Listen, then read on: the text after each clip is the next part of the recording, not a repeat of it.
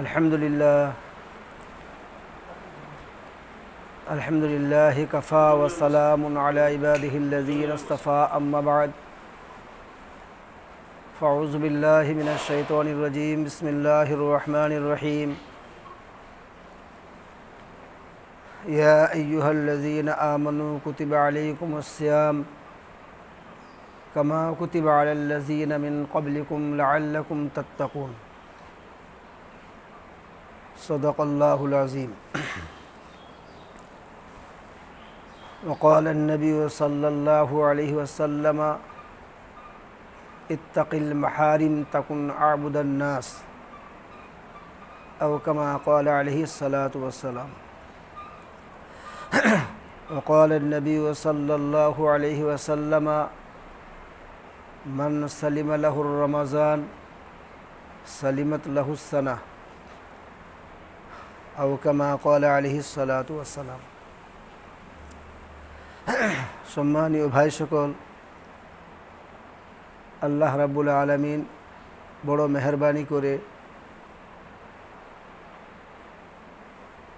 আমাদেরকে ভালোবেসে ঈমান দান করেছেন।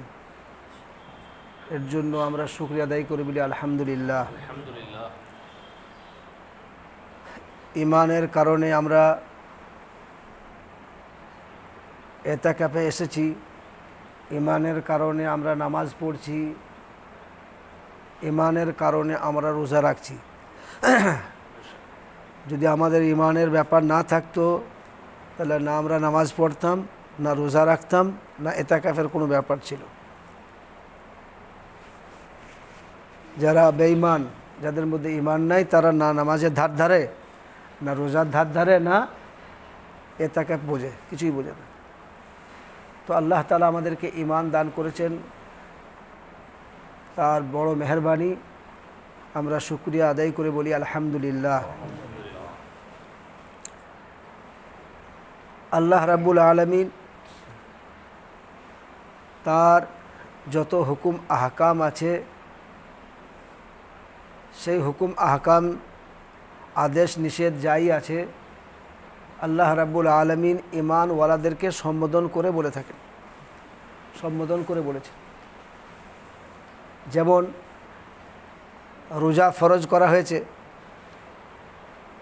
তো রোজার ব্যাপারটাও আল্লাহ রাব্বুল আলামিন ঈমানওয়ালাদেরকে সম্বোধন করে বলেছেন, ইয়া আইয়ুহাল্লাযীনা আমানু, হে ঈমানদার বান্দাগণ, হে বিশ্বাসী বান্দাগণ।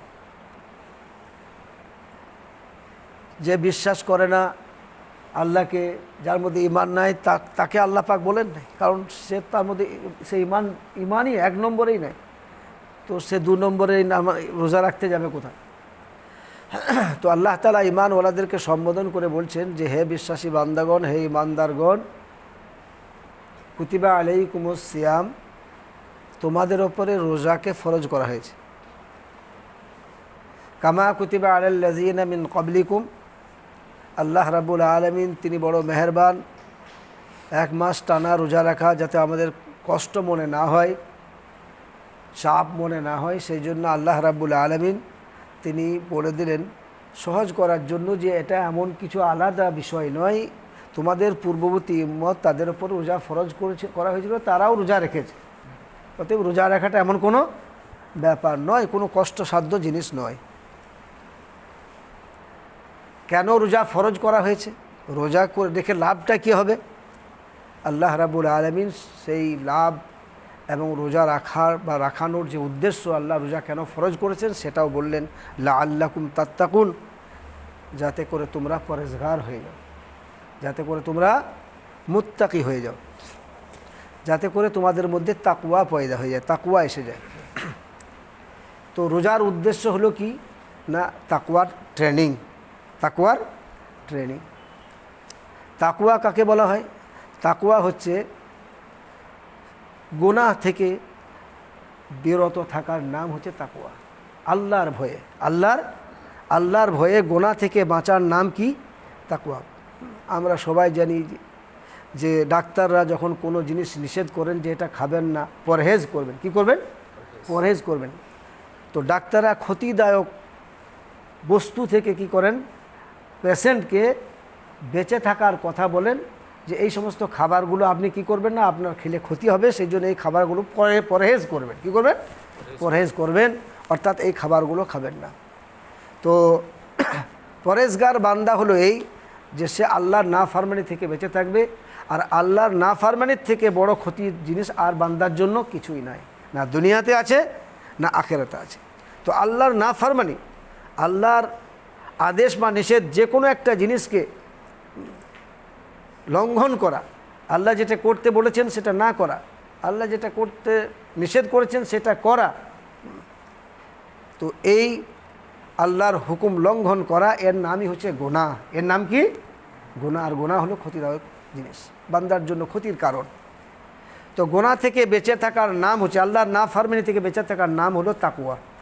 তো এই তাকওয়ার ট্রেনিং কিসের মাধ্যমে হয়? রোজার মাধ্যমে। সেই জন্য আল্লাহ তাআলা রোজাকে ফরজ করেছে। এই রমজান মাসে রোজাদার বান্দা রোজা অবস্থায় কিছু জিনিস থেকে সে দূরে থাকে, যেগুলো রোজার বাইরে অন্য সময় হালাল ছিল। কি ছিল? হালাল। খাওয়া কি হালাল, পানি পান করা হালাল। কিন্তু যখন বান্দা যখন নিয়ত করে, রোজার নিয়ত করে নিল, শেষ সেহরির ঘোষণা হয়ে গেল, তখন থেকে নিয়ে এবার সূর্যাস্ত পর্যন্ত, ইফতারির সময় পর্যন্ত, এই যে মাঝখানে যে সময়টা আছে, এই সময়টাতে যেগুলো হালাল ছিল বান্দার জন্য রোজার কারণে, আল্লাহর কারণে কি হয়ে গেল? হারাম হয়ে গেল। কি হয়ে গেল? হারাম হয়ে গেল। আর এই হারামগুলো হচ্ছে হারামে মুআক্কাত, সাময়িকভাবে হারাম, এমন নয় যে পার্মানেন্টভাবে হারাম, সব সময়ের জন্য হারাম নয়। রোজার কারণে, আল্লাহর কারণে কি হয়ে গেছে? না হারাম হয়ে গেছে। খাওয়া হালাল ছিল, হারাম। পানি পান করা হালাল ছিল, হারাম হয়ে গেল। তো আমরা রোজা রাখা অবস্থাতে আমরা কেউ কি করি না? আমরা পানি পান করি না, আমরা কেউ খাবার খাই না। কেন খাই না? আমরা পরহেজ করি, খাওয়া থেকে, পানি পান করা থেকে আমরা পরহেজ করি, বিরত থাকি আল্লাহর কারণে, রোজার কারণে, আল্লাহর জন্য, আল্লাহর ভয়ে। কেউ যদি না দেখে, গোপন জায়গায় আছি, ঘরের ভিতরে আছি, কেউ নাই, সামনে নাই, কাছে পানি রাখা আছে, খাবার রাখা আছে, ফ্রিজে খাবার রাখা আছে, তবুও আমরা খাই না। তবু কী করি না? আমরা কেউ খাই না। কেন খাই না?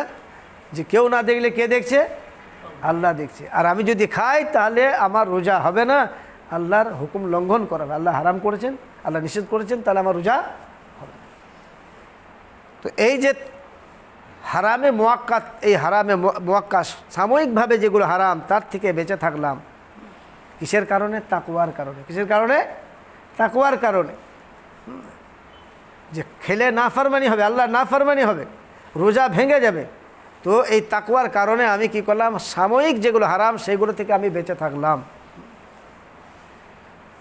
তো হারামে মুআক্কাত থেকে যেমন বেঁচে থাকলাম আল্লাহর ভয়ে, রোজার কারণে যেগুলোকে আল্লাহ তাআলা সব সময়ের জন্য হারাম করেছেন, হারামে মুআব্বাদ, হারামে মুআব্বাদ, রোজার ভিতরেও হারাম, রোজার বাইরেও হারাম, রমজান মাসেও হারাম, অন্যান্য মাসগুলোতেও হারাম।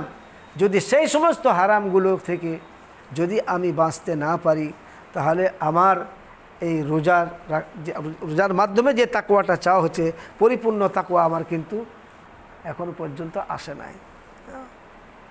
আর রোজাটা আমার সে ধরনের রোজা হলো না যে আমি সাময়িক হারামটাতে বাঁচলাম আর সব সময়ের জন্য হারাম সেগুলো থেকে আমি বাঁচলাম না, তাহলে আমার রোজা কেমন রোজা হবে? সেই জন্য এই সাময়িক যে হারাম সেইগুলো থেকে বিরত থেকে সব সময়ের জন্য হারাম, সেই হারামে থেকে বাঁচার জন্য তাকওয়া পয়দা করতে হবে, তাকওয়ার নিয়ত করতে হবে।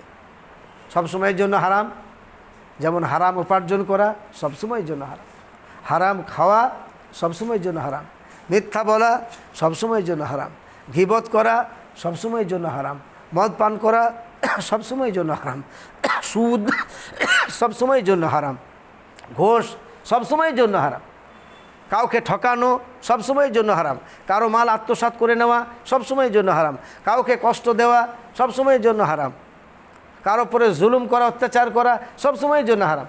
তো যেগুলো সব সময়ের জন্য হারাম, সেই হারামগুলো বেঁচে থাকা যায়। যেমন রোজাতে আমরা সাময়িক হারামগুলো থেকে বাঁচি, সব সময়ের জন্য আল্লাহ পাক যেগুলো হারাম করেছেন সেইগুলো থেকে যদি আমি বাঁচতে পারি, তাহলে আমি একজন কামিল মুত্তাকি বান্দা হয়ে যেতে পারবো। হ্যাঁ, কামিল মুত্তাকি বান্দা। ইমান তো আমাদের আছে। 2 নম্বর যেটা আসল সিফাতে তাকওয়া যেটা বলা চাওয়া হয়েছে আল্লাহ রাব্বুল আলামিন ইমানদার বান্দার কাছ থেকে তিনি তাকওয়া চান। কি চান তিনি? তাকওয়া চান। তাকওয়া আসলে যে মতলুব, তাকওয়াটাই মতলুব, তাকওয়াটাই এটাই মাকসুদ। হ্যাঁ, সেই জন্য আল্লাহ রাব্বুল আলামিন কোরআনে কারীমের মধ্যে বলছেন, ইয়া আইয়ুহাল্লাযীনা আমানুত্তাকুল্লাহা হাক্কা তুকাতিহি, হে বিশ্বাসী বান্দাগণ, আল্লাহকে যেভাবে ভয় করা দরকার সেভাবে ভয় করো। আল্লাহকে যেভাবে ভয় করা দরকার সেভাবে ভয় করো। আল্লাহকে যেভাবে ভয় করা দরকার সেভাবে ভয় করলো, যে ভয় করলো সে হয়ে গেল মুত্তাকি বান্দা। কি বান্দা হয়ে গেল? মুত্তাকি বান্দা হয়ে গেল। আর মুত্তাকি বান্দা হচ্ছে আল্লাহর ওলি। মুত্তাকি বান্দাই হলো প্রকৃত আল্লাহর ওলি। আমরা যে বলি না আল্লাহর ওলি, আল্লাহর ওলিকে, আল্লাহর ওলি হচ্ছে মুত্তাকি বান্দা। আল্লাহ রাব্বুল আলামিন কোরআনে কারীমের মধ্যে বলেছেন, আলা ইন্না আউলিয়া আল্লাহ লা খাউফুন আলাইহিম ওয়ালা হুম ইয়াহজানুন। তোমরা জেনে রাখো যে আউলিয়া আল্লাহ, আল্লাহর যারা ওলি, লা খাউফুন আলাইহিম ওয়ালা হুম ইয়াহজানুন, না তাদের কোনো ভয় ভীতি আছে, না তাদের কোনো দুশ্চিন্তা আছে। না দুনিয়াতে ভয় ভীতি আছে, না আখিরাতের জন্য তাদের কোনো ভয় ভীতি আছে।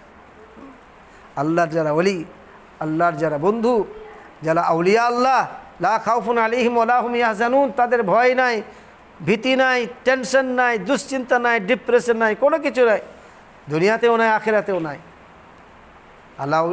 আল্লাহ ইন্না আউলিয়া আল্লাহ, ওলি আল্লাহকে, আল্লাহর ওলিকে আল্লাহ নিজেই ব্যাখ্যা দিচ্ছেন, আল্লাযীনা আমানু ওয়া কানু ইয়াত্তাকুন, যে ঈমান এনেছে, ঈমানের দাবিদার, আর ঈমানের সঙ্গে যে সিফাতে তাকওয়া পয়দা করে নিয়েছে, মুত্তাকি হয়ে গেছে। বাস, আল্লাযীনা আমানু ওয়া কানু ইয়াত্তাকুন, ঈমানের পরে তাকওয়া, বাস এটাই হচ্ছে মকসুদ। আল্লাহ এটাই দেখতে চান যে বান্দার দিলের মধ্যে তাকওয়া আছে কিনা।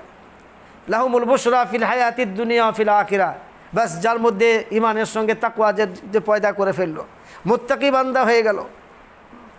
আল্লাহ রাব্বুল আলামিন বলছেন, লাহুমুল বুশরা ফিল হায়াতিদ দুনিয়া ওয়া ফিল আখিরাহ, তাদের জন্য ইহকালেও সুসংবাদ আর আখিরাতেও আল্লাহর নিয়ামতের, আল্লাহর ইনামের, আল্লাহর ইহসানের, আল্লাহর ওয়াদার, দুনিয়াতেও তার জন্য সুসংবাদ আর আখিরাতেও তার জন্য লাহুমুল বুশরা ফিল হায়াতিদ দুনিয়া ওয়া ফিল আখিরাহ। আল্লাহ রাব্বুল আলামিন কোরআনে কারীমের মধ্যে যত জায়গায় নিয়ামতের কথা বলেছেন, জান্নাতের কথা বলেছেন, জান্নাতের নিয়ামতের কথা বলেছেন, সব তাকওয়ার সঙ্গে সম্পর্ক। ইন্নাল মুত্তাকিনা ফি জিলালিন ওয়া উয়ুন, ইন্নাল মুত্তাকিনা ফি জান্নাতিন ওয়া নাহার, ইন্না লিল মুত্তাকিনা মাফাজা, ইন্নাল মুত্তাকিনা ফি জান্নাতিন নাঈম। যত ওয়াদা আল্লাহ তাআলা, জান্নাতের নাঈমের ওয়াদা, নহরের ওয়াদা, বাগানের ওয়াদা, ঝর্ণার ওয়াদা, যত রকমের ওয়াদা আল্লাহ তাআলা করেছেন। কার জন্য? কোন বান্দার জন্য? শুধু ঈমান আনার জন্য বলেন নাই, কার জন্য বলেছেন? মুত্তাকি বান্দা। ঈমানের সঙ্গে কি পয়দা করতে হবে? সিফাতে তাকওয়া, যার মধ্যে সিফাতে তাকওয়া ছিল, মুত্তাকি বান্দার জন্য সমস্ত ওয়াদা। সেই জন্য মহতরম বুজুর্গ, দোস্ত, সম্মানীয় ভাই সকল, এই সিফাতে তাকওয়া পয়দা করা, আল্লাহর পাক নবী সাল্লাল্লাহু আলাইহি ওয়াসাল্লাম তাই বললেন যে ইত্তাকিল মাহারিম তাকুন আবুদান নাস, তুমি হারাম থেকে বাঁচো। হারাম, আল্লাহ তাআলা নাফরমানি, যে কাজটা করলে আল্লাহ নাফরমানি হবে সেটাই হচ্ছে হারাম। সেটাই কি, চাই করার দিক থেকে হোক, খাওয়ার দিক থেকে হোক, বলার দিক থেকে হোক, দেখার দিক দিয়ে হোক, যে জিনিসটাতে আল্লাহ অসন্তুষ্ট হবেন, আল্লাহ নারাজ হবে, আল্লাহ নাফরমানি হবেন, সেটাই হচ্ছে হারাম। সেটাই কি, সেটাই হারাম, সেটাই হচ্ছে হারাম। তাই আল্লাহর পাক নবী সাল্লাল্লাহু আলাইহি ওয়াসাল্লাম বলে ইত্তাকিল মাহারিম, হারাম থেকে বাঁচো, তাকুন আবুদান নাস, তুমি সমস্ত মানুষের মধ্যে সব থেকে বেশি ইবাদত গুজার হয়ে যাবে। কি হয়ে যাবে? ইবাদত গুজার হয়ে যাবে। ইবাদত করা সহজ, আর গুনাহ থেকে বাঁচা, নাফরমানি থেকে বাঁচা, এটা হচ্ছে কঠিন। ইবাদত করা সহজ, কিন্তু গুনাহ থেকে বাঁচা কঠিন। যে গুনাহ থেকে বাঁচলো তার জন্য ইবাদত সহজ। ইবাদত কী হয়ে যাবে? আরও সহজ, যে গুনাহ থেকে বাঁচতে পারবে। কারণ ইবাদতের মধ্যে কিছুটা নফসের খোরাক আছে, লজ্জাত আছে। ইবাদতের মধ্যে কী আছে?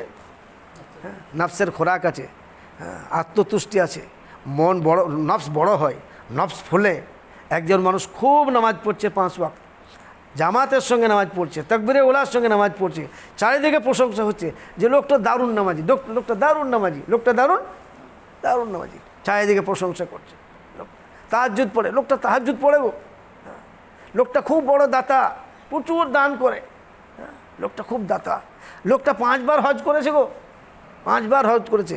আচ্ছা, এই সমস্ত কথাগুলো শোনার পরে নফস ফোলে না ফোলে না?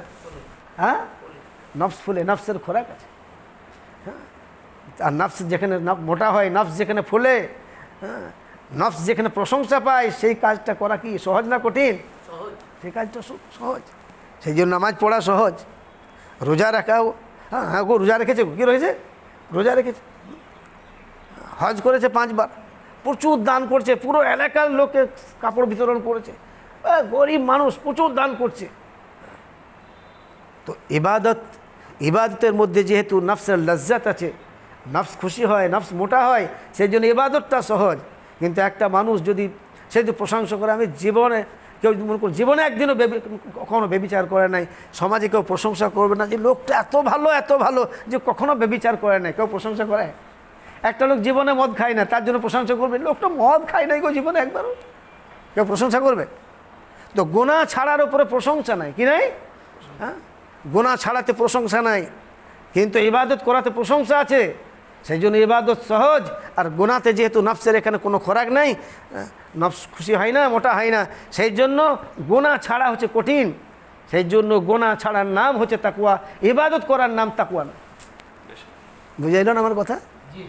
ইবাদত করার নাম তাকওয়া নয়। একটা লোক যদি প্রচুর তাহাজ্জুদ পড়ে, নামাজ পড়ে, হজ করে, যাকাত করে, তাকে মুত্তাকি বলা হয় নাই। মুত্তাকি বলা হয়েছে যে ব্যক্তি আল্লাহর নাফরমানি থেকে বাঁচে, গুনাহ থেকে বাঁচে। কী থেকে বাঁচে?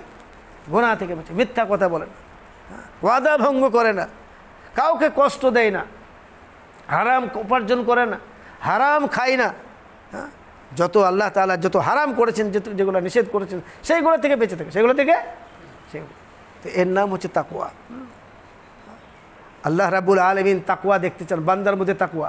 আজ আমাদের মুসলমানদের মধ্যে তাকওয়া নাই, কি নাই? ইমানের দাবি আছে কিন্তু তাকওয়া নাই। আমরা হারাম মালকে হারাম মনে করি না, আমার হারাম উপার্জন কোনো ব্যাপার নাই, সুদ কোনো ব্যাপার নাই। কিন্তু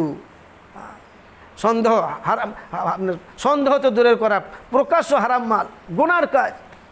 মসজিদে কারেন্ট চলছে, চুরির কারেন্ট চলছে। মসজিদে আপনার যে ইমামতি করে না সে ভাতা তুলছে, যে মুয়াজ্জিন আজান দেয় না সে ভাতা তুলছে সরকারের কাছ থেকে, আর প্রতি বছর ভোটছে যে আমি আজান দিই, আমি নামাজ পড়াই, অথচ আদৌ সে করে না। গ্রামের একজনকে ঠিক করে রেখেছে, ঠিক বলছি না ভুল বলছি? ইমাম বারে পাল্টাচ্ছে, চেঞ্জ হচ্ছে, তার জন্য বাবা ইমামের নামে ভাতা হবে না, কে না গ্রামের অমুকের নামে করে দেয়।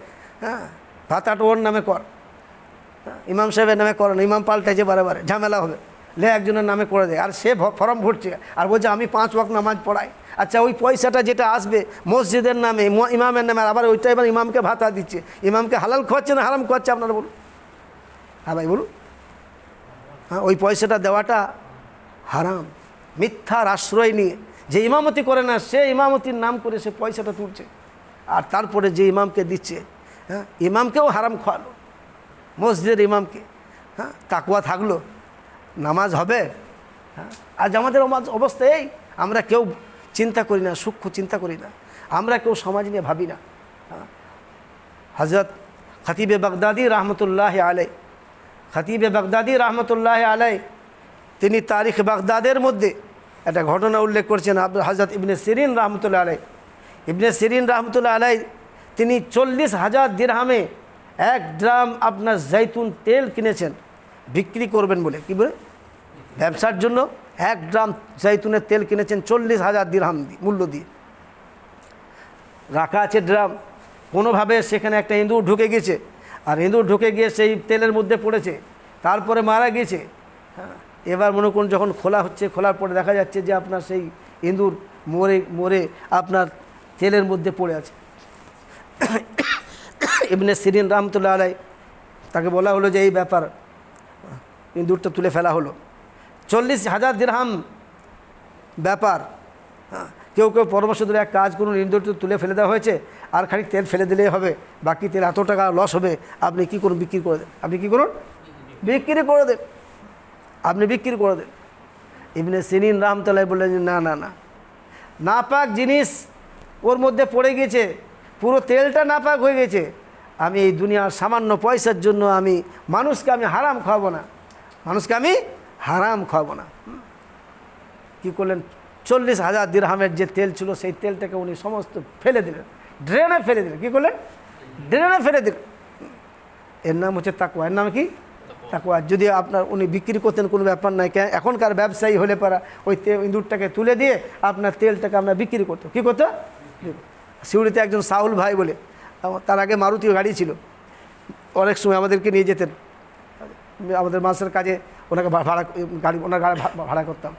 উনি ওটা ছেড়ে বিক্রি করে দিয়ে কী করলেন, একটা রেস্টুরেন্ট খুললেন, রেস্টুরেন্ট খুললেন। এবার ওখানে আপনার ওই পকোড়া, আপনার কাবাব, বিভিন্ন জিনিস আর কি চিকেনের, এখন সে রেস্টুরেন্ট খুলছে বাজারে অনেক। তো ওনার ওরকম কড়াই, এক কড়াই তেল আছে, হ্যাঁ, আপনার একটা টিকটিকি গরম তেলে পড়ে গেছে। কী হয়েছে, পড়ে গেছে। আর গরম তেলে যদি টিকটিকি পড়ে যায় তো ভাজা হয়ে যাবে, ভাজা হয়ে গেছে। কিন্তু লোকটা ছিল, কিন্তু যাই হোক আমাদের সঙ্গে হতো নামাজি, 5 ওয়াক্ত নামাজি, মাদ্রাসায় জামাতেও গিয়েছে। আমাকে ফোন করছে যে মুফতি সাহেব এরকম টিকটিকি পড়ে গেছে, তো কী করবো আমি, তেলটা কি ওই টিকটিকিটা ফেলে দিয়েছি, তো ওই তেলে ভেজে বিক্রি করা যাবে না, যাবে না?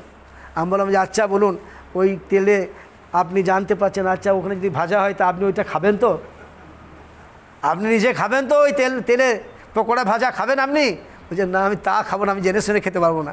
বলে আপনি যখন জেনে শুনে খেতে পারবেন না, তাহলে অন্য লোককে আপনি কি করে খাওয়াবেন? হ্যাঁ, আপনি কি করে খাবেন? আপনি সামান্য ওই 2 লিটার 2 কেজি তেলের জন্য আপনি মানুষকে ওই জিনিসটা খাওয়াবেন যেটা ক্ষতি হতে পারে মানুষের?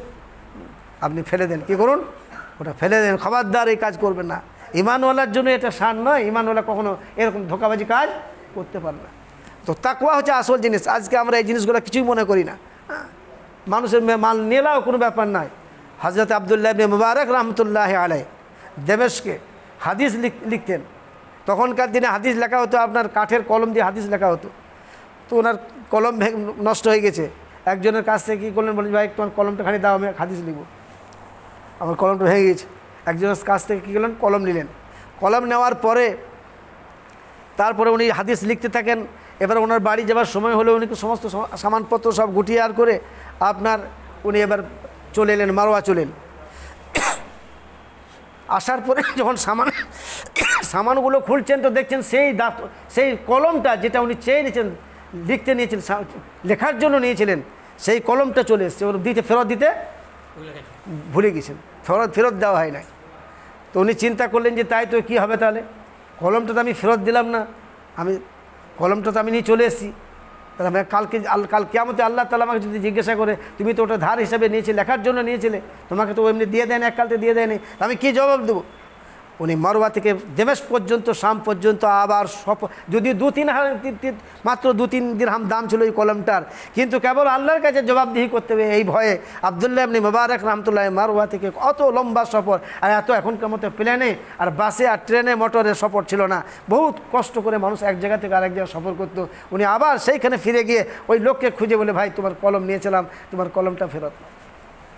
হ্যাঁ, এর নাম হচ্ছে তাকওয়া, এর নাম হচ্ছে তাকওয়া। হযরত ইমাম গজ্জালী রহমতুল্লাহ আলাইহি তিনি লিখেছেন যে একজন ব্যক্তি মারা গেছে, মারা যাওয়ার পরে সেই লোকটাকে স্বপ্নে কেউ দেখছে, দেখার পরে জিজ্ঞাসা করছে যে ভাই তোমার সঙ্গে আল্লাহ কেমন ব্যবহার করেছে? তো সেই লোকটা বলছে যে আল্লাহ আমাকে কঠিন শাস্তি দিচ্ছে, আমাকে কঠিন শাস্তির মধ্যে রয়েছে। আমি বলে কী জন্য শাস্তি দিচ্ছে, কী হয়েছে, কী গুনাহ করেছিলে তুমি? বলছে আমি লকড়ি বোয়াতাম, লোকের কাঠ এক জায়গা থেকে আরেক জায়গায় বইয়ে নিয়ে যেতাম। তো আমি একদিন ওইরকম মাথায় করে কাঠ নিয়ে যাচ্ছিলাম, কাঠ মাথায় ছিল, রাস্তায় চলতে চলতে আমার দাঁতটা খানিক মনে হলো কিছু ঢুকে আছে, তা আমি সেই কাঠকে কিছুটা ভেঙে আমি কি করলাম, খিলাল করলাম। কি করলাম? কাঠ ভেঙে আমি খিলাল করলাম, আর খিলাল করার পরে তারপর আমি সেই কাঠটা ফেলে দিলাম। আল্লাহ রাব্বুল আলামিন কেমন এই জন্য আমাকে পকড় করেছেন যে তুই মালিকের বিনা অনুমতি তুই কাঠ নিয়ে কাঠ কেন ভেঙেছিস, আর কেন খিলাল করি, আর সেই কারণে কাঠ কেন ফেলেছিস, তার জন্য আল্লাহ আমাকে আযাব দিচ্ছেন। মোহতরম বুজুর্গ দোস্ত, আল্লাহ তাআলা যখন কাউকে পকড় করবেন, ওয়াখাযনাহু মাখযা আজিজি মুক্তাদির, আল্লাহ যদি হিসাব নেন তাহলে আপনার পার পাওয়া খুব কঠিন। আল্লাহ যদি ধরে ফেলেন, আল্লাহ যদি ধরে ফেলে না হিসাব ইয়াসির, আল্লাহ যা ঠিক আছে পাতা উল্টে দিলে কোনো ব্যাপার নাই, আর যদি হিসাব নেন তাহলে কিন্তু পার পাওয়া খুব কঠিন। আমরা যেগুলোকে হালকা মনে করছি, আমরা যেগুলো সহজ মনে করছি, কিন্তু সেগুলো সহজ নাও হতে পারে। সেই জন্য তাকওয়া, এই তাকওয়াটা হচ্ছে আসল। হাদিসের মধ্যে এসেছে এই রমজান মাস চলছে, রহমতের মাস, বরকতের মাস। এই মাসে আল্লাহর পাক নবী সাল্লাল্লাহু আলাইহি ওয়াসাল্লাম বলছেন যে শয়তানকে আল্লাহ তাআলা বন্দি করে রাখেন। কী রাখেন? শৃঙ্খলা বন্ধ করে বন্ধ করে রাখেন, শৃঙ্খলাবদ্ধ করে রাখেন, বন্দি করে রাখেন এই রমজান মাসে শয়তানকে। এই রমজান যদি না থাকতো তো সারা জীবন মানুষ, সবসময় মানুষ খালি শয়তানের ঘাড়েই চাপাইতো। কী চাপাইতো? যা করতে বলতো শয়তানের ফেরা হয়ে গেছে, যা করবে যে শয়তানের ফেরা হয়ে গেছে। হ্যাঁ, শয়তানের ফেরে, সবসময় শয়তানের ফেরে। তো রমজান মাসে তো আর শয়তান নাই, শয়তান বান্ধা আছে। তো এখন কোন ফেরে হচ্ছে? এখন কোন ফেরে না ফারমানি হচ্ছে? এখন কেন? এখনও বহু দেখা যাচ্ছে মানুষ রোজা রাখছে না, এখনও নামাজ পড়ছে না, এখনও নানা রকম মিথ্যা, ধোঁকা, টকবাজি, চালাকি নানা রকম চলছে। তো কেন চলছে? তার কারণ হচ্ছে এই যে শয়তান শুধু নয়, মানুষের নফস হচ্ছে, এটাও হচ্ছে বিরাট বড় একটা শয়তান, নফস। হ্যাঁ, মানুষের প্রবৃত্তি। সেই জন্য হযরত ইউসুফ আলাইহিস সালাম তার বাণী আল্লাহ কোরআন পাকের মধ্যে বর্ণনা করেছেন যে হযরত ইউসুফ আলাইহিস সালাম বলেছেন, ওমা উবারু নাফসি ইন্নান নাফসা লাআম্মারাতুম বিসসু, যে আমি আমার নফস থেকে আমি কি নই? আমি মুক্ত নই, আমি স্বাধীন নই। নফস আমাকে কুপ্ররোচনা দেয়, আমাকে কুমন্ত্রণ দেয়, বিপদগামী করার চেষ্টা করে। তো এই নফস হচ্ছে বিরাট বড় শয়তান। শয়তানের থেকে বড় শয়তান হলো আমাদের নফস। তো এই নফসকে ঠিক করার জন্য, এই নফসকে আপনার তাকওয়ামুখী করার জন্য, নফসের মধ্যে সিফাত তাকওয়া পয়দা করার জন্য বুজুর্গানে দিন তারা সারা জীবনটাকে তারা এর জন্য মেহনত করে মেহনতে করে দিয়েছেন, পুরো জীবনটা লাগিয়ে দিয়েছেন, সারা জীবন লাগিয়ে দিয়েছেন যে নফসকে কী করে কন্ট্রোল করা যায়, নফস প্রবৃত্তিকে কী করে দমন করা যায়। হ্যাঁ, সিফাতে তাকওয়া কীভাবে বান্দার মধ্যে আসবে, আল্লাহর ভয় কীভাবে আসবে, আল্লাহু হাজিরি, আল্লাহু নাজিরি, আল্লাহু মাই, এই যে ধারণা, এই যে চিন্তা ভাবনা যে আল্লাহ আমাকে সব সময় দেখছেন, আল্লাহ আমাকে সব সময় দেখছেন, আমাকে, হ্যাঁ, আমি যাই যেখানেই থাকি আমি আল্লাহ আমাকে দেখছেন, আল্লাহ আমার কাছেই আছেন, আল্লাহ আমার সঙ্গে আছেন। এই যে ধারণাটা তৈরি হওয়া, এই তৈরি হওয়াটা এত সহজ জিনিস নয়। কি নয়? এত সহজ জিনিস না। এই গুনাহ সামনে এলো, সঙ্গে সঙ্গে কী হলো না, আল্লাহ আমাকে দেখছেন, আল্লাহ আমাকে দেখছেন, আল্লাহ আমার কাছে। একজন পীর সাহেবের কাছে অনেক মুরিদ আছে, কেউ 5 বছর ধরে আছে, কেউ 10 বছর ধরে আছে, কেউ 3 বছর ধরে আছে, আর কিন্তু কাউকে তিনি খেলাফত দেন নাই। কে দেন নাই? খেলাফত দেন নাই। একজন সকালবেলাতে এসছেন, মুরিদ হয়েছে, আর তারপরে বৈকাল পর্যন্ত থেকেছেন, আর তারপরে তাকে কী করলেন? খেলাফত দিয়ে দিলেন। কী করলেন? খেলাফত দিয়ে দিলেন। 24 ঘন্টাও পার হলো না, সকালে এসছেন, আসরের পরে বৈকালবেলাতে খেলাফত দিয়ে দিলেন। আচ্ছা বলুন দেখি, যারা 10 বছর ধরে ওই মেহনত করছে, খানকাতে পড়ে আছে, কেউ 10 বছর, কেউ 5 বছর, কেউ 7 বছর, কেউ 3 বছর, তাদের মনে মনে রাগ হবে না? হবে না? যে আমরা এত বছর ধরে হজরতের খানকাতে পড়ে আছি, হজরত আমাদেরকে ওই খেলাফত দিলেন না, আর এলো আর খেলাফতি পেয়ে গেল একদিনেই। কী এর মধ্যে কারামত আছে যে একে হজরত খেলাফতি দিয়ে দিলেন? সমালোচনা শুরু হয়ে গেল মুরিদদের মধ্যে, সব আলোচনা করছে, হ্যাঁ, হজরত আমরা এত বছর ধরে আছি, আমাদেরকে খেলাফতি দিলেন না, আর সকালবেলা তুলে দেখো খেলাফতি দিলে একদিনেই। হজরতের কানে এলো, কথাটা কানে পৌঁছাইলো যে এরকম সব আলোচনা করছে মুরিদরা। আচ্ছা আচ্ছা, বেশ ঠিক আছে। উনি তারপরের দিন সমস্ত মুরিদদেরকে ডাকলেন, আর মুরিদদেরকে ডাকার পরে সবাইকে একটু করে মুরগি দিলেন, আর একটা করে ছুরি দিলেন, আর ছুরি দেওয়ার পড়লেন যে বাবা ধরুনটা আমার এক কাজ করো, শোনো বাবা, তোমরা এই মুরগিগুলো নিয়ে যাও, আর নিয়ে যাওয়ার পরে এমন জায়গায় জবাই করবে যেন কেউ যেন দেখতে না পায়, একটু লুকিয়ে, একটু আড়ে, যেন কেউ যেন দেখতে না পায়, জবাই করে নিয়ে এসো তোমরা। সব মুরিদরা কী করলো? নিয়ে গেল মুরগি। এবার কেউ মনে করুন প্রস্রাবখানা আছে তার দেওয়ালের আড়ে, কেউ থামের আড়ে, কেউ গাছের আড়ে, বিভিন্ন আড়ে, সব কী করলো? জবাই করে সবাই জবাই করলো, সবাই জবাই করে নিয়ে চলে এলো। হ্যাঁ, দেখছি কেউ যেন দেখতে না পায়। হ্যাঁ, বাস। কিন্তু যাকে খেলাফতি দিয়েছেন ও কিন্তু বেচারা ও মুরগি জবাই না করে ওই মুরগিটাই নিয়ে এসে হাজির। হজরত এবার জিজ্ঞাসা করছেন, যা বাবা তোমরা সব জবাই করেছেন? হ্যাঁ হুজুর। কেউ দেখেন না? হুজুর কেউ দেখতে পায় না, এমন জায়গায় জবাই কেউ দেখতে পায় না হুজুর, আমি ঠিক আড়ে যাও, সবাই বলছে।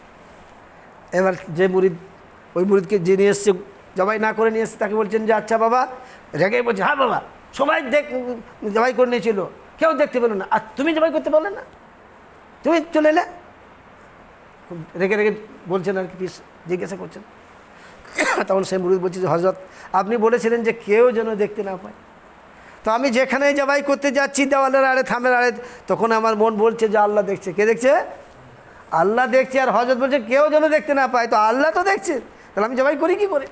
তো আমি তো কোথাও খুঁজে পেলাম না যেখানে আল্লাহ দেখছেন। আল্লাহ মানুষে হয়তো দেখছে না, কিন্তু আল্লাহ তো দেখছে। আর আপনি বলছেন কেউ যেন দেখতে না পায়, তো আল্লাহও যেন দেখতে না পায়। তো সেই জন্য হুজুর আমি এমন জায়গা কোথাও খুঁজে পেলাম না যে কেউ যেন দেখতে না পায়, যেখানে জবাই করছি সেখানে দেখছি আল্লাহ রয়েছে, আল্লাহ দেখছেন আমাকে, সেই জন্য পায়। হযরত তখন বললেন সমস্ত মুরিদকে, দেখো বাবা, তোমরা 10 বছর ধরে কিন্তু তোমরা এখনও পর্যন্ত তোমরা এই জিনিসটা তোমাদের ভিতরে আসে নাই, আর এর ভিতরে আছে বলেই আমি কি করলাম, হ্যাঁ, এইটাই তো আসল উদ্দেশ্য। এই জন্যই তো এরপরে তো খেলাফত দেওয়া হয়। আর যার এখনও পর্যন্ত ওই ধারণাই তৈরি হলো না যে আল্লাহ আমাকে দেখছে, আল্লাহ আমার কাছে আছে, হ্যাঁ, আল্লাহ আমার সঙ্গে আছে, তাকে আর কী করে খেলাফত দিই? তো সেই জন্য একে খেলাফত আমি দিয়েছি। তো এই হচ্ছে ব্যাপার। সেই জন্য তাকওয়া, সিফাতে তাকওয়া, আল্লাহ রাব্বুল আলামিন এই সিফাতে তাকওয়ার বিরাট দাম, বিরাট দাম। শুধু ইমানের কথা বলা হয় নাই, আল্লাযীনা আমানু ওয়া কানু ইয়াত্তাকুন, আল্লাযীনা আমানু ওয়া কানু ইয়াত্তাকুন, যে ইমান এনেছে আর তাকওয়া অবলম্বন করেছে।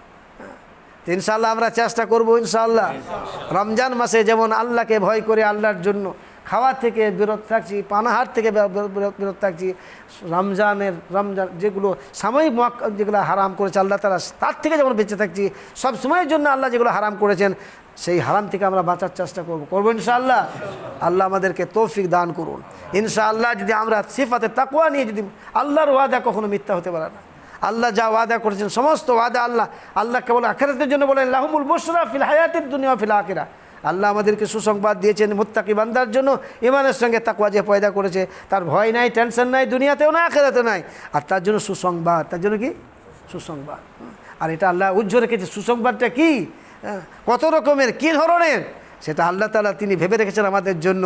খালি তাকওয়া একবার অবলম্বন করে দেখি আমরা, একবার পরেশগার হয়ে দেখি, একবার পরেশগারি অবলম্বন করে একবার দেখি, আল্লাহ যে ওয়াদা করেছেন, আল্লাহ তাআলা, আল্লাহকে যদি আমি খুশ করে দিই তো আল্লাহও আমাকে খুশ করে দেবেন। কী করবেন? আমাকে, হ্যাঁ, আল্লাহ যদি রাজি হয়ে যান তাহলে কী হবে না, আল্লাহ আমাদেরকে খুশ করবেন না, করবেন না?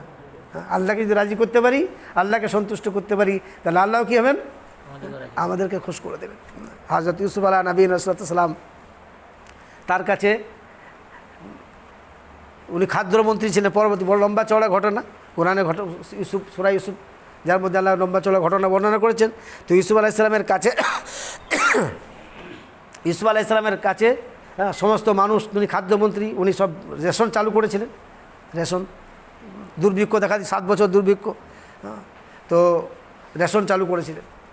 তো উনি বরাদ্দ করে দিয়েছেন যে এত মাথা পিছু, যেমন আমাদের সরকার কি করেছে, মাথা পিছু এত গম দেওয়া হবে, এত চাল দেওয়া হবে, সব বরাদ্দ। তো ওইভাবে বরাদ্দ করে দেওয়া হয়েছে। এক যুবক এসছে, আসার পরে সে আবার যেখানে বন্টন হচ্ছে তাকে বলছে আমাকে মাল দাও, যা বরাদ্দ আছে তাই দিচ্ছে। বলছে না, আমাকে আরও বেশি দিতে হবে, আমাকে আরও বেশি দিতে হবে। তো যদি আপনার সরকার যদি মনে করুন সে যদি বাজেট না বরাদ্দ না বাড়ায়, তাহলে ডিলারে দিতে পারবে? সরকার বলছে 2 কেজি মাথা পিছু দেওয়া হবে, আমি যদি বলি 5 কেজি আমাকে দিতে হবে, ডিলার বাপের ক্ষমতা আছে, দিবেও? কোথায় দেবো?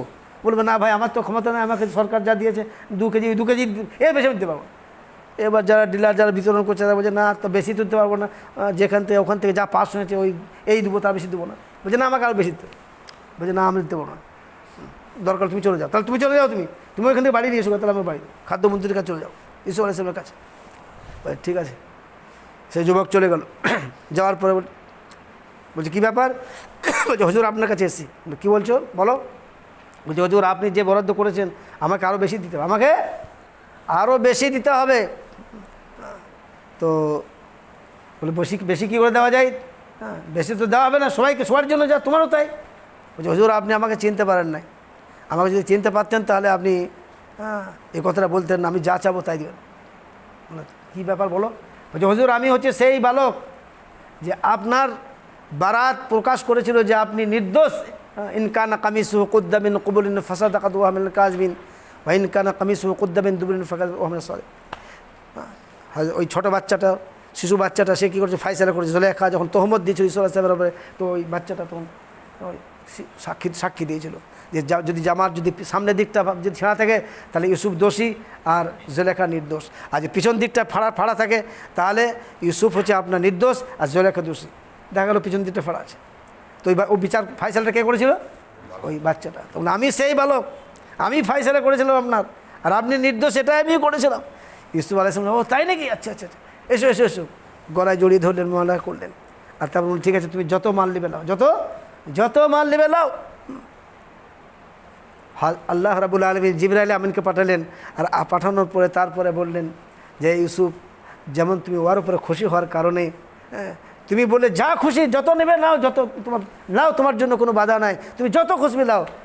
যে বান্দা আমাকে খুশি করবে আমিও তাকে কাল কিয়ামতের দিনে বলব, বান্দা তুই যা চাবি তাই নে, যা। আমিও আল্লাহ সেদিন ঘোষণা করবো যে আমাকে যে বান্দা খুশি করে আসবে তাকে আমিও বলবো যে তুই যা নিবি নে। ওয়ালাকুম ফিহা মা তাশতাহি আনফুসুকুম ওয়ালাকুম ফিহা মা তাদউন। তো আল্লাহ রাব্বুল আলামিন খুশি হন কিসে? তাকওয়াতে খুশি হন। বান্দার তাকওয়া দেখে খুশি হন, যে আমার বান্দা আমাকে দেখে নাই, না দেখে আমাকে ভয় করছে, আমাকে না দেখেও আমাকে ভয় করছে, আমাকে না দেখে, আমাকে যদি দেখতো তাহলে আমাকে কত ভয় করতো। আমার জান্নাত দেখে নাই, আমার জাহান্নাম দেখে নাই, আমাকে দেখে নাই, তবু আমাকে ভয় করছে। সেই জন্য তাকওয়া হচ্ছে আসল জিনিস, আর এটাই হচ্ছে মাতলুব, এটাই হচ্ছে মাকসুদ। আমাল, নামাজ, রোজা, হজ, যাকাত যত আমল আছে, এই আমলটা হচ্ছে তাকওয়ার বহিঃপ্রকাশ।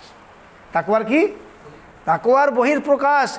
তাকওয়া হচ্ছে ভিতরের জিনিস, এটা দেখা যায় না। যেমন কারেন্ট দেখা যায় না, এই ফ্যান না চললে বোঝা যাবে, লাইট না চললে বোঝা যাবে কারেন্ট আছে না নাই?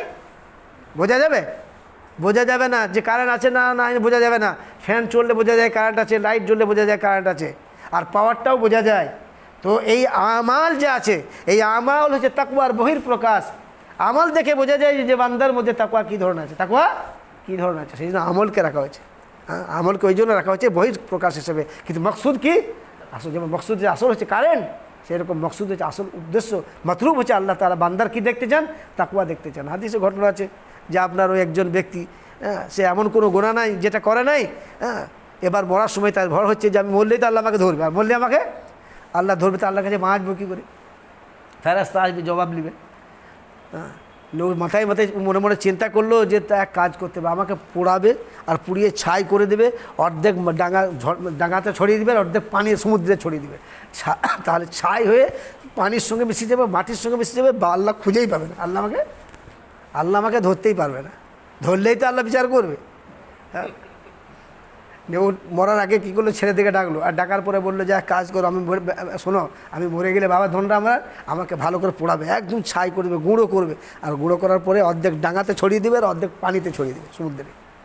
তাহলে আল্লাহ আমাকে ধরতে পারবে না, আল্লাহ আমাকে আর ধরতে পারবে, ধরলেই তো মারবে আমাকে, আমি গুনাহ যা করেছি। মারা গেল, তাই ওর ওসিয়ত মতো সব কিছু করা হলো। তারপরে কি করা হলো? আল্লাহ রাব্বুল আলামিন সমুদ্রের পানিকে হুকুম দিলেন, ওর যারা যারা যেখানে আছে সব জড়ো কর, আর ডাঙাকে, হাওয়াকে হুকুম দিলেন সব জড়ো কর। এক জায়গায় জড়ো হলো। আল্লাহ রাব্বুল আলামিন তো এবার খাড়া হোক আমার সামনে, এবার ওকে আল্লাহ তাআলা তুললেন হিসাবের জন্য, কাইফিয়াতের জন্য। এবার ভয়ে তখন থরথর করে কাঁপছে, ও ধারণা ছিল আমাকে ধরতে পারবে না আল্লাহ। এবার আল্লাহর সামনে হাজির, করবে কি? ভয়ে কাঁপছে থরথর করে। আল্লাহ এবার জিজ্ঞেস করছেন যে তুই মনে করছিস আমি ধরতে পারবো না, তুই কেন করতে বলেছিলি বলে, এরকম কেন বলেছিলি? হ্যাঁ, তখন সেই বান্দা কাঁপতে কাঁপতে বলছে যে আল্লাহ, আমি তোমার ভয়েই বলেছিলাম। কী বলেছিলাম? তোমার ভয়েই বলেছিলাম যে তুমি আমাকে ধরলে, আমাকে, আমি যা গুনাহ করেছি, আমি যা পাপী, তুমি আমাকে শাস্তি দেবে, সাজা দেবে, তাই তোমার ভয়ে আমি এরকম করেছি। আল্লাহ রাব্বুল আলামিন বললেন যে বান্দারে, আমি তো ভয়টাই দেখতে চাই, তাকওয়াই তো আমি আমার মাকসুদ, তাকওয়াই আমার মতলুব। তুই আমাকে ভয় করেছিস, যা তোর সব গুনাহ মাফ করে দিলাম, যা জান্নাতে চলে যা। সুবহানাল্লাহ। তো এই তাকওয়াটা চাষ। আল্লাহ রাব্বুল আলামিন তিনি আমাদেরকে তাকওয়া অবলম্বন করার তৌফিক দান করুন। আর এই সিফাতে তাকওয়া পয়দা করার জন্য ইয়া আইয়ুহাল্লাযীনা আমানুত্তাকুল্লাহা ওয়া কুনু মা'আস সাদিকিন, আল্লাহ রাব্বুল আলামিন ঈমানদার বান্দাদেরকে বলছেন যে তোমরা আল্লাহকে ভয় করো, আর আল্লাহকে ভয় করো এর বলার সাথে সাথে আমাদেরকে ইশারা করে দিলেন যে ওয়া কুনু মা'আস সাদিকিন, আল্লাহওয়ালাদের সঙ্গে, নেক বান্দাদের সঙ্গে, পীর মাশায়েখ বুজুর্গানে দিন ওলামাদের সঙ্গে তাদের সঙ্গ সহবত অবলম্বন করো। হ্যাঁ, তাহলে সিফাতে তাকওয়া পয়দা হবে। তাছাড়া এই অন্য কোনো মার্কেটে তাকওয়া কিনে পাওয়া যায় না, তাকওয়া আসবে না। তাদের সহবতে থাকলে আস্তে আস্তে কী হবে, তখন এই সিফাত তাকওয়া একদিনে হয় না, আস্তে আস্তে সহবতের কারণে তাকওয়া পয়দা হয়। যেমন সাহাবাদের কী হয়েছিল, সহবতের কারণে সাহাবাদের মধ্যে তাকওয়া এসেছিল। সেই তাকওয়া ইনশাআল্লাহ বুজুর্গানের দিনদের আপনার এতে সহবতে থাকলে, আল্লাহ আমাদের সহবতে থাকলে তাকওয়া পয়দা হবে ইনশাআল্লাহ। আমরা থাকবো, আল্লাহ তারা যেভাবে চলতে বলবেন সেভাবে চলার চেষ্টা করবো। আল্লাহ তাআলা আমাদেরকে বোঝার তৌফিক দান করুন, মানার তৌফিক দান করুন, সিফাতে তাকওয়া আমাদের মধ্যে যেন আসে। তার জন্য এই রমজান মাসে কী করতে হবে? বেশি বেশি করে আল্লাহর কাছে দোয়া চাইতে হবে। রমজান মাসটা হচ্ছে পুরো মাসটা কবুলিয়াতের ওয়াক্ত, পুরো মাস। শুক্রবার একটা দিন সময় আছে, তাও অনির্দিষ্ট আছে, যে কোন সময়টা কোনো ঠিক নাই, কিন্তু পুরো রমজান মাস, পুরো মাসটা দোয়া কবুল হবে। আল্লাহর পাক নবী সাল্লাল্লাহু আলাইহি ওয়াসাল্লাম বলছেন যে জাকিরুল্লাহ ফি রমজানা মাগফুরুল্লাহু ওয়া সাইরুল্লাহ ফিহি লা ইয়াখিব। ওমর রাদিয়াল্লাহু তাআলা হাদিস বর্ণনা করেছেন, ওমর ইবনে খাত্তাব রাদিয়াল্লাহু। আল্লাহ নবী বলছেন যে এই রমজান মাসে যে আল্লাহকে স্মরণ করে, আল্লাহর জিকির করে, আল্লাহ তাআলা তার মাগফিরাত করে দেন। আর যে ব্যক্তি আল্লাহর কাছে চায় এই রমজান মাসে, আল্লাহ তাকে ভগ্ন মনোরথ করেন না, কি করেন না, তাকে ফিরিয়ে দেন না, আল্লাহ তার দোয়া কবুল করেন। তো সেই জন্য এই রমজান মাসে বেশি বেশি করে আমরা দোয়া চাবো যে আল্লাহ তুমি আমাদের মধ্যে সিফাতে তাকওয়া পয়দা করে দাও, তোমার মারিফাত, তোমার মহব্বত পয়দা করে দাও, তাকওয়া পয়দা করে দাও। দোয়া চাবো ইনশাআল্লাহ। আর তোমার মর্জি মোতাবেক তোমার হুকুম অনুযায়ী চলার তৌফিক দান করো, তোমার হাবিবের সুন্নতিন চলার তৌফিক দান করো, মৃত্যুর সময় কালেমা নসিব করো। শয়তান তোমার দুশ্মন, তুমি শয়তানকে খুশি করো না। বদ আমাল যদি আমরা খারাপ আমল করলে কী হবে? শয়তান খুশি হবে। কী হবে? যত গুনাহ করবো আমরা শয়তান খুশি হবে, আর যত সুন্নতের উপরে চলবো তত কত কে খুশি হবে? আল্লাহ নবী, আল্লাহ নবী খুশি হবে। আমরা যত নবীর তারিকা অনুযায়ী চলবো নবী খুশি হবেন, আর যত নাফরমানি করবো শয়তান খুশি হবে। আল্লাহকে যে বলা যে আল্লাহ তুমি নবীকে খুশি করো, তুমি শয়তানকে খুশি করো না, কি করো না? আমার আমালের দ্বারাতে তোমার নবীকে খুশি করো, তুমি শয়তানকে খুশি করো না। যত তুমি গুনাহ করবো তোমার দুশ্মন সে খুশি হবে, নবীর দুশ্মন খুশি হবে। সেই জন্য তোমার হুকুম অনুযায়ী চালাও, তোমার নবীর তারিখ অনুযায়ী চালাও, যাতে তোমার প্যারা নবী আমার আমল দেখে খুশি হয়। আল্লাহর কাছে দোয়া চাবো ইনশাআল্লাহ। আল্লাহ তৌফিক ওয়া আখিরু দাওয়ানা আলহামদুলিল্লাহি রাব্বিল আলামিন।